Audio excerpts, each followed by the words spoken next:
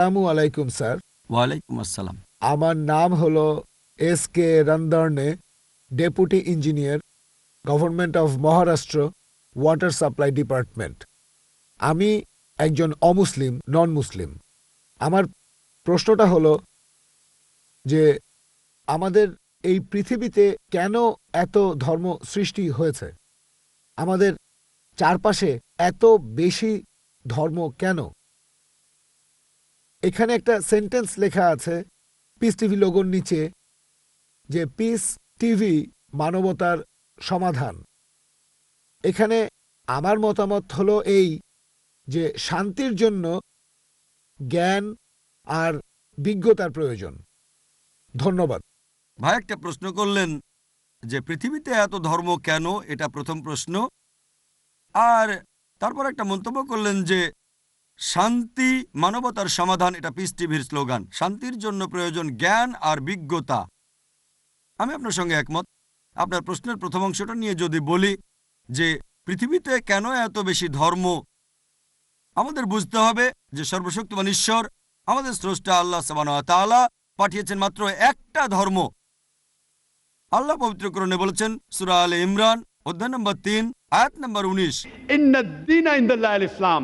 একমাত্র ধর্ম, একমাত্র জীবন দর্শন যেটা আল্লাহ তাআলার গ্রহণযোগ্য, সেটা আল্লাহ তাআলার কাছে আত্মসমর্পণ করা।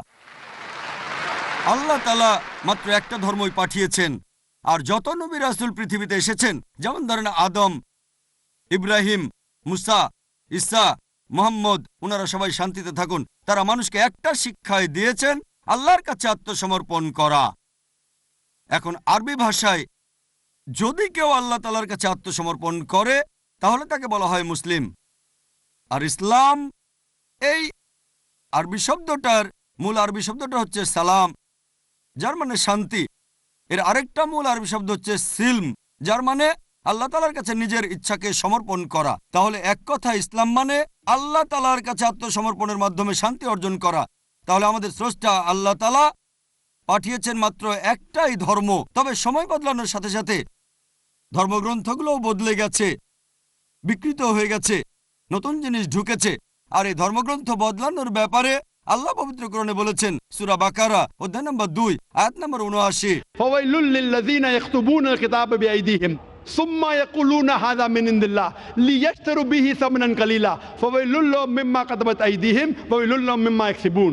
দুর্ভোগ তাদের যারা নিজ হাতে কিতাব রচনা করে আর বলে এটা আল্লাহর নিকট হতে। তারা এটা বলে তুচ্ছ মূল্য প্রাপ্তির জন্য। তাদের রচনার জন্য শাস্তি তাদের, যা উপার্জন করে সেজন্য শাস্তি তাদের। আল্লাহ তাআলা পাঠিয়েছেন অনেক আসমানি কিতাব, অনেক ইনস্ট্রাকশন ম্যানুয়াল।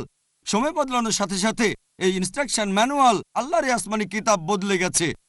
যখন কোনো কিতাব বিকৃত হয়ে গেছে, আল্লাহ নতুন রাসূল পাঠিয়েছেন আর নতুন কিতাব।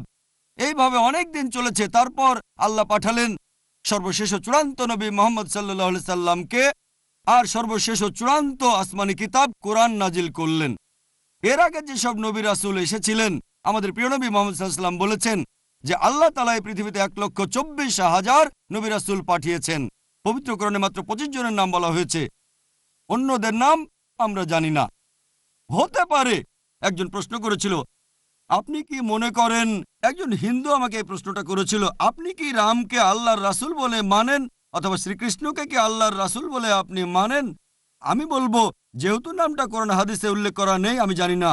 আমি জানি না, হতে পারে রাসূল অথবা নাও হতে পারে, নিশ্চিত করে বলতে পারছি না। তবে এ কথাটা মানতে হবে, যেসব নবী রাসূল এসেছেন নবী মুহাম্মদ সাল্লাল্লাহু আলাইহি সাল্লামের আগে, তারা ছিলেন সেই সময় আর সেখানকার মানুষের জন্য। তাহলে রাম যদি আল্লাহ রাসূল হয়েও থাকেন, যদি কৃষ্ণ আল্লাহ রাসূল হয়েও থাকেন, তারা এসেছিলেন সেখানকার মানুষ আর সেই সময়ের জন্য। বর্তমানে পৃথিবীর সব মানুষ, তারা থাকতে পারে ভারতে অথবা আমেরিকায় বা সৌদি আরবে বা কানাডায় বা ইংল্যান্ডে, পৃথিবীর যে কোনো জায়গায় তারা মানবে সর্বশেষ ও চূড়ান্ত নবী মুহাম্মদ সাল্লাল্লাহু আলাইহি সাল্লামকে এবং সর্বশেষ ও চূড়ান্ত আসমানি কিতাব পবিত্র কোরআন।